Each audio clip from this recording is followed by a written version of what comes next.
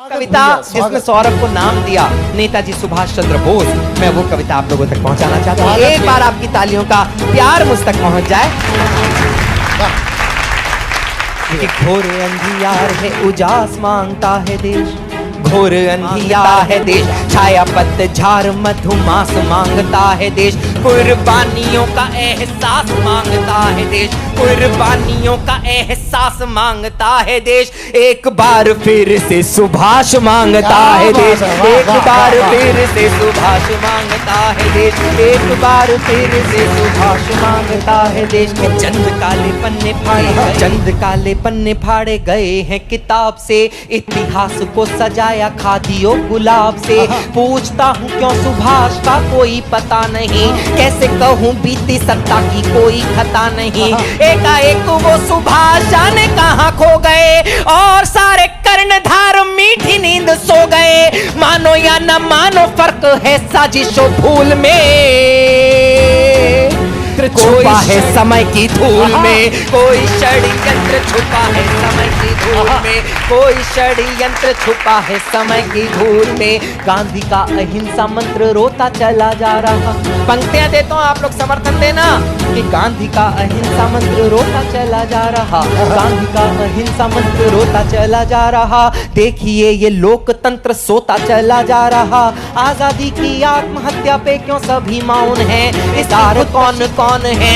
अभी श्वेत खादी की ये आंधी नहीं चाहिए, 10-20 साल अभी गांधी नहीं चाहिए।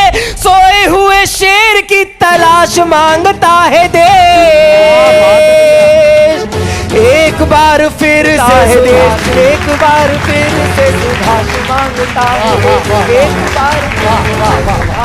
ऐसे अनुबंध छिपे कागजों की परत में, ऐसे अनुबंध छिपे कागजों की परत में, जिनमें सुभाष भी के आजादी की शर्त में मौन दस्तावेजों की वो स्याही चीखती रही, उन्हें पास आती मात्र सत्ता दिखती रही। नींव की जो शख्स ईंट बुनियादी हो गया, नींव की जो शख्स ईंट बुनियादी हो गया, आजादी मिली तो युद्ध अपराधी हो गया। मुकाबले में आसमान बौना था, जिसके मुकाबले में आसमान बौना था,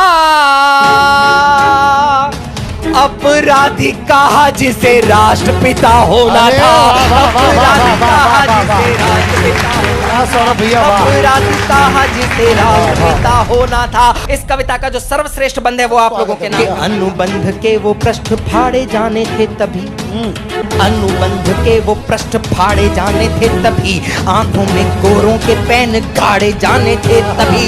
बोला होता पेटन से नेहरू जी ने डांट कर, बोला होता पेटन से नेहरू जी ने डांट कर, देखा जो सुभाष को तो रख देंगे काट कर, देखा जो सुभाष को तो रख देंगे काट कर। शर्म से वो कागज भी आंख मीचता रहा, किंतु ने दिल्ली वाला तख्त खींचता रहा।